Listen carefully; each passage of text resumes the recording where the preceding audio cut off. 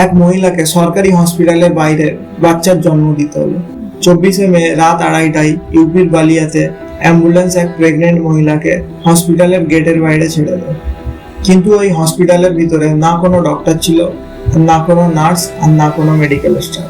যন্ত্রণায় কাতর ওই মহিলাকে হসপিটালের গেটের পাশে খোলা আকাশের নিচে বাচ্চাকে জন্ম দিতে হলো। ভাবুন, যেই জন্ম সেফ লেবার রুমে হওয়া দরকার ছিল, সেটা হলো হসপিটালের বাইরে এক খোলা জায়গায়। এর থেকে লজ্জাজনক আর কি হতে পারে? আর এই ভিডিও ভাইরাল হওয়ার পর থেকে সিস্টেমের হুঁশ এলো। Chief medical officer doctor Sanjeev Barman inquiry করতে তাতে জানা গেল ওই দিন ইমার্জেন্সি মেডিকেল অফিসার ফিল্ডে ছিল না, চিফ ডক্টরও তার কোয়ার্টারে ছিল, আর নার্স দুটো হসপিটালে উপস্থিত ছিল না। এরপরে এই ভিডিওটা ভাইরাল হওয়ার পরে এই সমস্ত স্টাফদেরকে ট্রান্সফার করে দেওয়া হয়। ডিএম মঙ্গল প্রসাদ এক স্টেটমেন্টে বলে যে মা আর বাচ্চা দুজনেই সেফ আছে।